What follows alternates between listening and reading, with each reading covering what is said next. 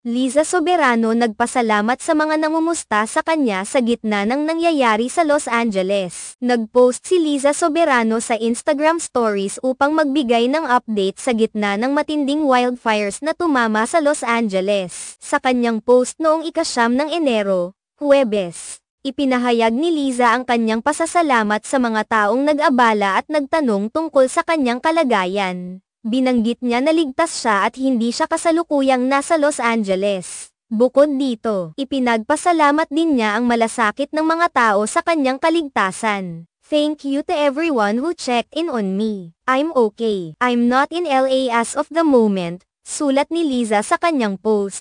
"But my heart goes out to all of my friends in LA. Praying for everyone's safety," dagdag pa ng aktres. Mabilis na nag-viral ang post ni Liza, at nakatanggap siya ng maraming mensahe mula sa kanyang mga fans at mga kaibigan na nagpahayag ng kanilang suporta at dasal para sa kanyang kaligtasan. Sa kabila ng takot at pangamba dulot ng wildfires, ipinaabot ni Liza na wala siyang dahilan para mag-alala dahil siya ay ligtas at hindi apektado ng kalamidad sa kasalukuyan. Naging viral ang kanyang update dahil sa tindi ng mga wildfires na nagdulot ng pagkawasak sa ilang bahagi ng Los Angeles. Kasama sa mga naapektuhan ang mga residential area at ilang establishmento, na nagdulot ng matinding pagsabog ng mga apoy sa mga kagubatan. Maraming tao sa buong mundo ang nag-aalala sa kaligtasan ng mga nasa lugar na ito. Kaya naman ang mga post na katulad ng kay Liza ay naging mahalaga upang iparating ang kanilang estado at kaligtasan. Ayon sa mga ulat, patuloy pa rin ang mga rescue operations sa Los Angeles upang matulungan ang mga residenteng naapektuhan ng nasabing wildfire. Nagkaroon ng mga evacuation orders at nagbigay ng mga warning ang mga lokal na awtoridad upang maprotektahan ang mga tao sa banta ng apoy at usok. Naitala rin ang ilang bilang ng mga nasugatan at may mga walang tahanan dulot ng sunog,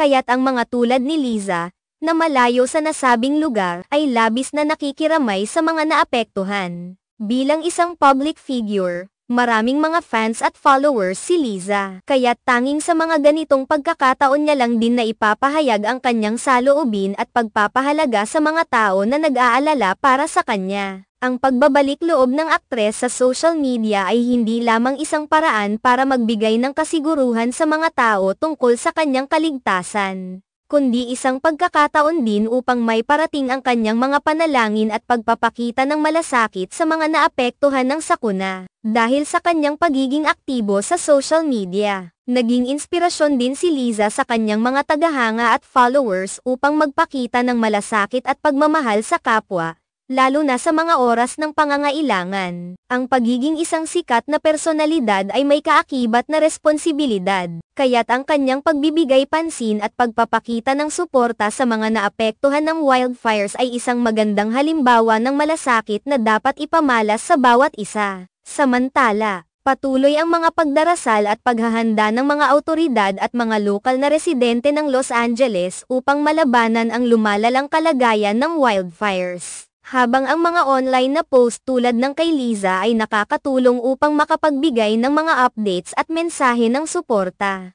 ang tunay na laban ay nasa aktwal na operasyon na isinagawa upang matugunan ang nasabing sakuna at mapabuti ang kaligtasan ng lahat. Sa kabila ng lahat ng ito, nagpapatuloy ang pagkakaisa ng komunidad, at ang mga personal na mensahe ng mga sikat na personalidad tulad ni Liza ay nagbibigay ng pag-asa at lakas sa mga taong patuloy na nakakaranas ng hirap at sakripisyo sa gitna ng trahedya.